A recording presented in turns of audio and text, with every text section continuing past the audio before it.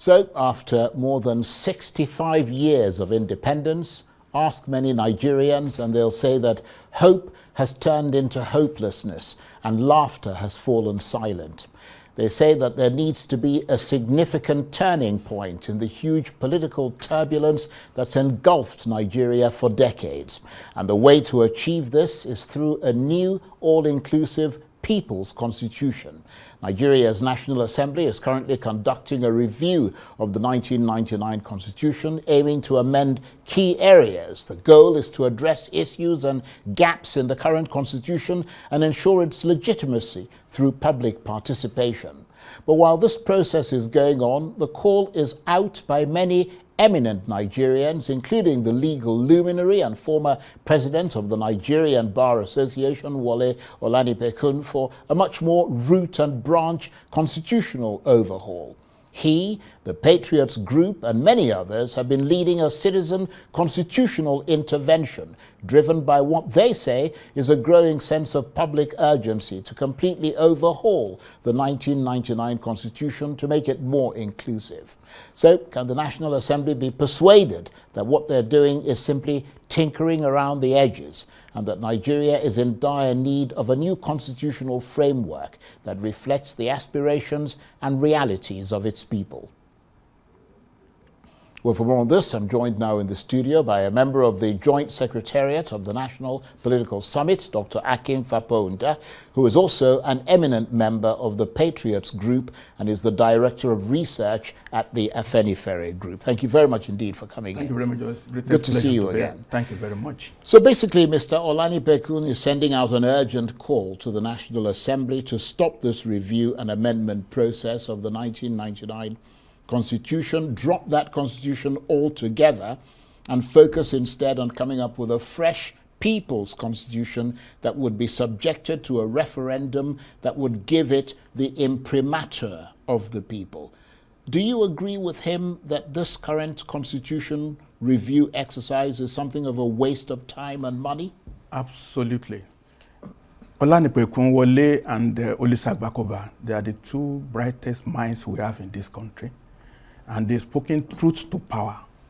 But for no reason at all, the political class, they are just deaf and dumb to reason. Okay, what they are doing now, in American football style, the clock has run out. Because what they came up with last month is for them to amend the Constitution to consider 74 bills. Through the 36 state assemblies. Do we have minds in those assemblies to process 74 bills in the next 3, 4, 5, 6 months? Do they have the mind? They want to create 46 new states. I was at the public hearing that was held, and they want to change 83 sections of the Constitution. Yeah, but is it that they want to create new states, or that is what the public want and they're considering whether it is feasible to do? The fact that if your child says he wants what is not feasible, if you have leadership, will you lead them on to say, okay, want to shut him straight? Yeah, but you could make the same argument about a new constitution. I mean, you have a right to go to them and say that. But I mean, they're not going to shut you up. They're going to listen to you. They have an obligation to listen to you. All those things is because they have expended 100 billion naira for this process. Right. And they want to justify that they have spent that money. And nothing will come out of it. In any case, they are using a sovereignty. They are actually executing a coup against Nigerian society. The society says, let us sit down and talk. And we have been saying this in 1999. And they have been going on this process, and they have not. Okay, we now have almost 320 clauses in the current Constitution.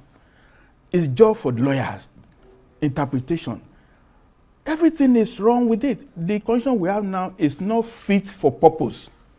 Absolutely. But I mean, if you're saying that, I mean, they're talking about fixing some clauses, arguably in dozens of parts of the Constitution. They're also talking about things like state police, distribution of states across the regions to make it a bit fairer, lots of other bits and bobs. I mean, if that bit that they're doing to an existing constitution, tinkering with bits of it, to you sounds like a massive rejig, what about changing the constitution completely, which is what you're asking? Yeah, they want to amend 83 sections of the constitution, and there have been 3, 4, 5 rotations before. If you have some cloth garment that you are patching in 83 places, if you have common sense, won't you say, come, let's just think out of the box. What are the real issues in this country? We have 4 major areas that we need to fundamentally look at. The bottom line is that the federal government is bloated, is not fit for purpose. A true federalism, there'll be 2-tier distinct structures, each one with its own constitutional framework. Absolutely. And then the functions to each tier, the federal government will take not more than 12, 14 of the 68 items. Maybe foreign affairs, currency, passport. That's it. But what does federal government have to do with roads? Umar is going around the whole country wasting money to be inspecting roads physically across almost 1 million square kilometers of Nigeria. Himself alone. We're supposed to have 6, 7 ministers of works in the regions to take care of their own area, where they even know. I mean, okay, when I was in government, I traveled around the country because I was director of planning in the federal system. How many people know where Dambo is? How many people have been to let's say, Kotepene? How many people? You're all in Lagos just talking theory, or you're in Abuja. So until we decentralize and then give function to the regions without any ambiguity, very, very importantly, why not propose? Supposing we go to parliamentary system, leave president, a governor in the state will be first elected in the parliament in the state. He will be first among equals. Will it be emperor the way we have governors now? It will not be, because he will first be elected as a constituency in his own state. It is the parliament members that will elect him as the governor or premier of that state. How will he be able to now pocket all his colleagues? Yeah, but listening to you, I mean, you're making a lot of sense, and what you're saying is very reasonable. But I'm thinking in terms of the time. I mean, this new constitution, when do you actually see it taking effect? Because, I mean, there are presidential elections coming in less than 2 years. Do you see that constitution being ready by then? If the patrons eminently considered and discussed and proposed a bill that has to be submitted, is for a process to make the change. The constitution alternative, I have a copy of it. Right. Everybody who is women has copies of what's supposed to be parliamentary system, a separate regional constitution from federal, isn't it? And then decentralized functions of governance, and then revenue allocation decentralized. Those are the elements we need. And then elections now will be parliamentary. If you are elected to represent your state in Abuja, your state will pay your salary. You won't have salary in Abuja. So you are subject to recall by your state if you are not doing what is correct. But when you are elected now, the way it is, you come to Abuja, you don't go home again for 4 years unless you are going for election. So the document that will speak to this is available. Patrons have drafted it, and there's a bill on top, which the president, if he's really interested in solving the problem, when the patrons met him last year, he said he's interested first in economics. Okay, now, he said the economy is now good, that he will now consider politics later. Okay, this is time to consider politics. If he takes Petro's bill this month and send it to National Assembly, and they pass it, there are drafts that will be given to the public to debate. And within 3 months, there could be clean copy. The real issue now is to have referenda. Right. But I've heard you say that what you want is not just an all-embracing national constitution, but a whole set of sub-regional constitutions for the 6 geopolitical zones that will reflect the way they want their zones to operate. Absolutely. I mean, would you like to expand on that? In the bill that's supposed to be passed, we authorize the regions to have their own conclave to decide. Okay, we now have 6 regions, 6 geopolitical zones. Even the National Assembly recognize these zones, and they already have commissions, so it's recognized. It's for those commissions now to be transformed into the nucleus to starting point of what to be the regions. I agree there may not be more than 6. So that some area might say, no, I want to belong outside. We might actually have 10 geopolitical zones eventually, once there is proper discussion. But then we have the draft of Eastern Regional Constitution, we have Western Regional Constitution. There is document to build upon. Right. And then the bottom line is that we now agree that each region will differentiate and will be good neighbors, and they will cooperate and they will compete, and they control their resources. They will maintain federal government as a club, the way we maintain United Nations.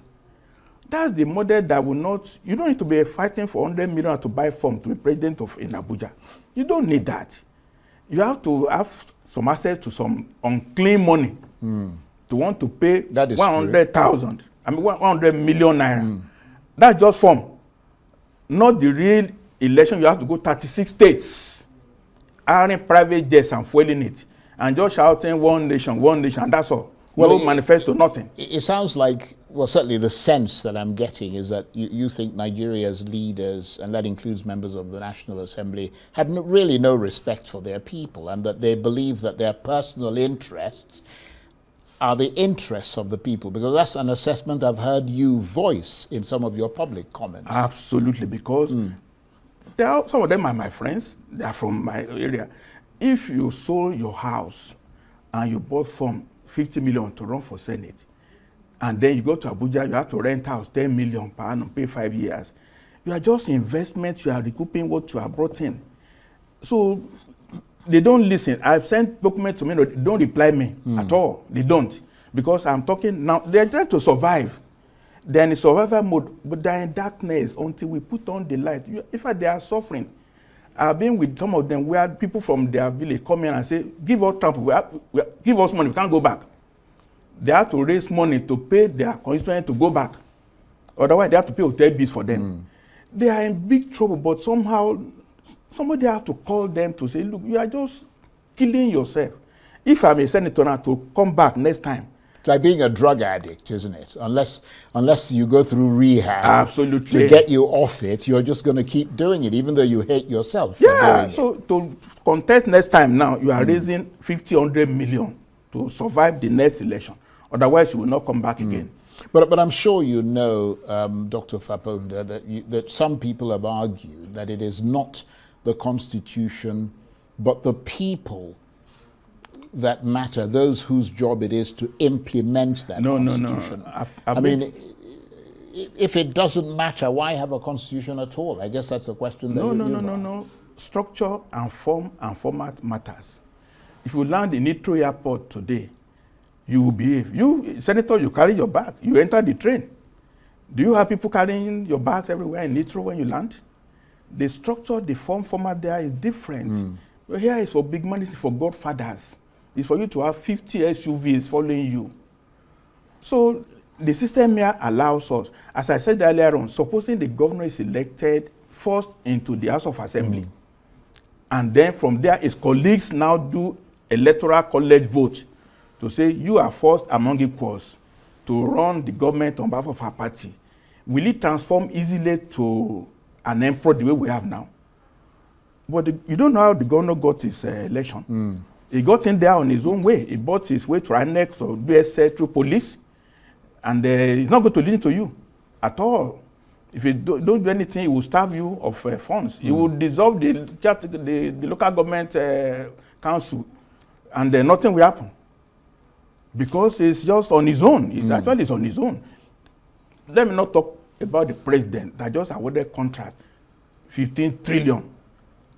And no apology for it.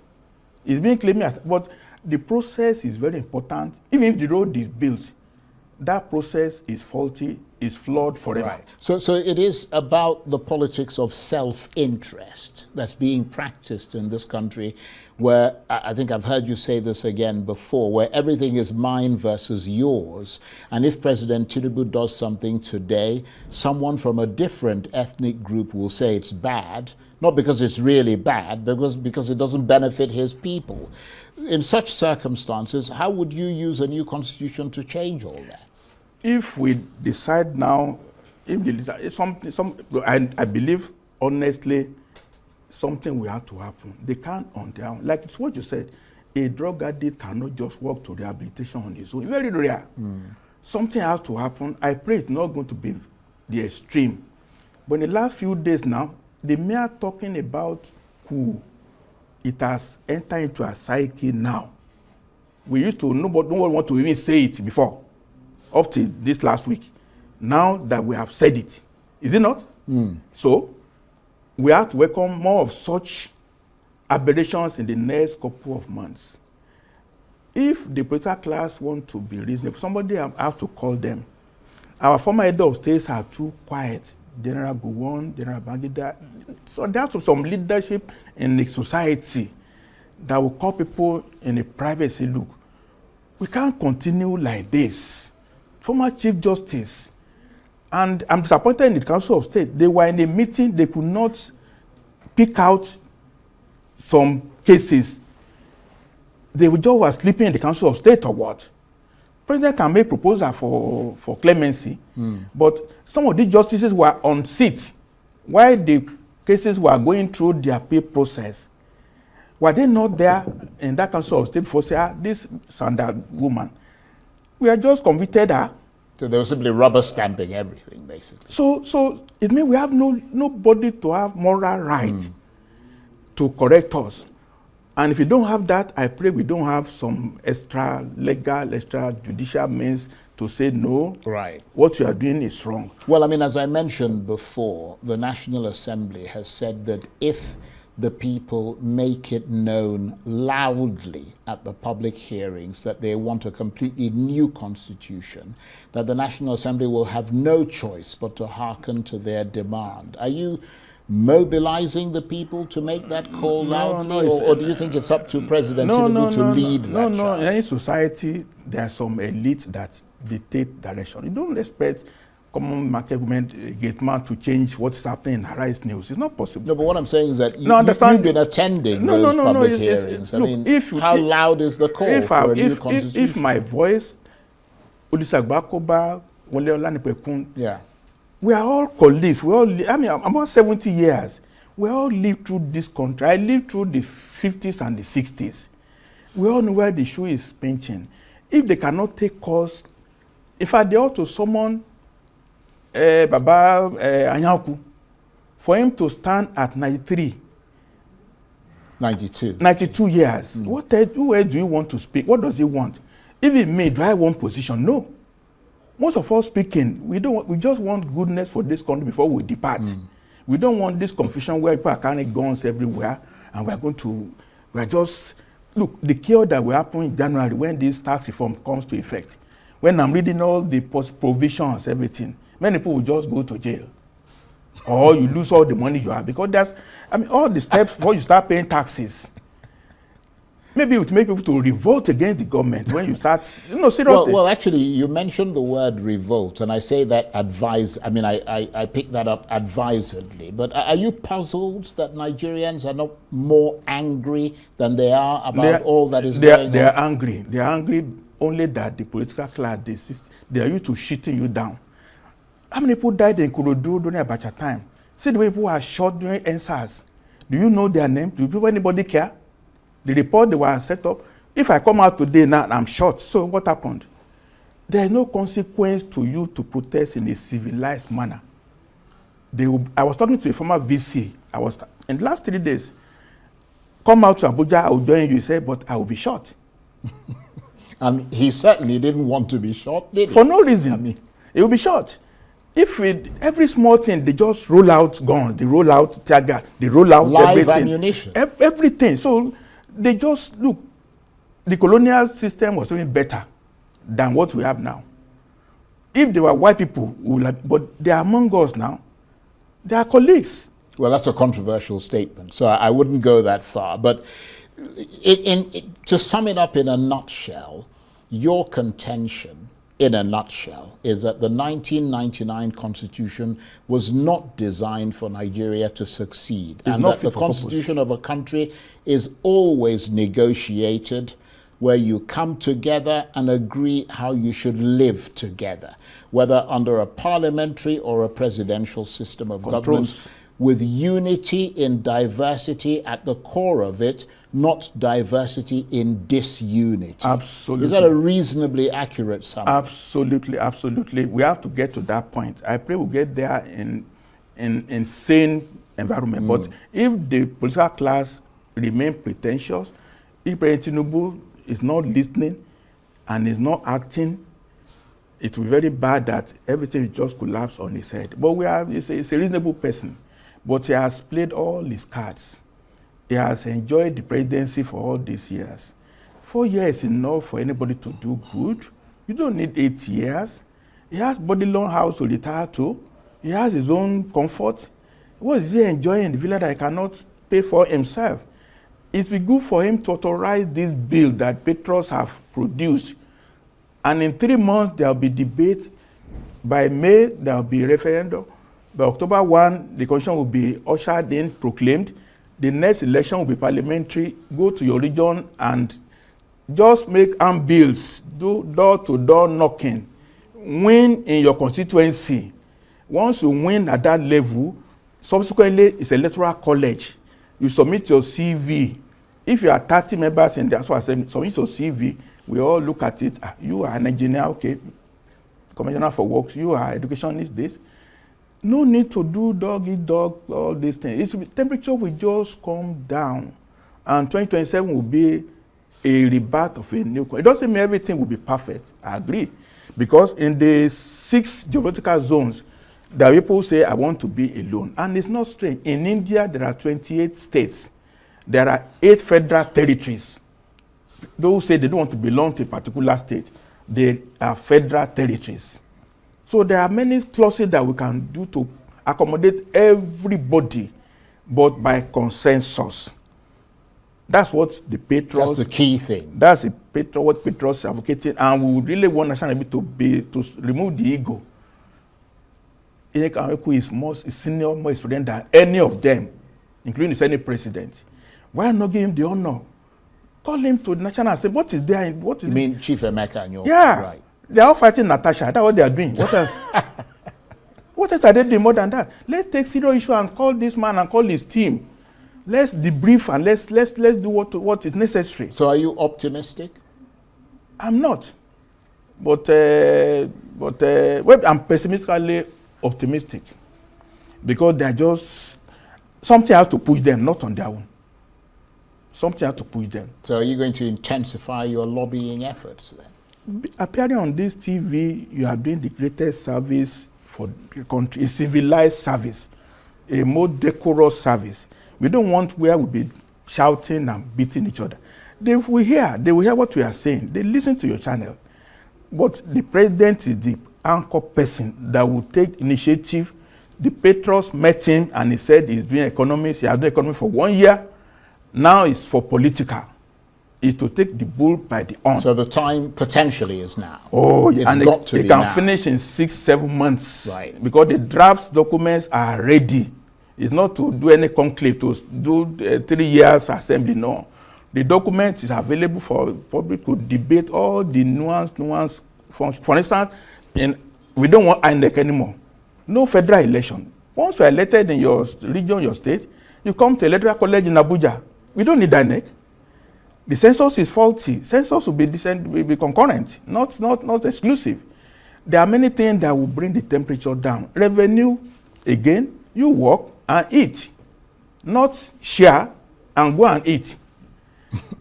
I wonder why people like you aren't the decision makers in Nigeria.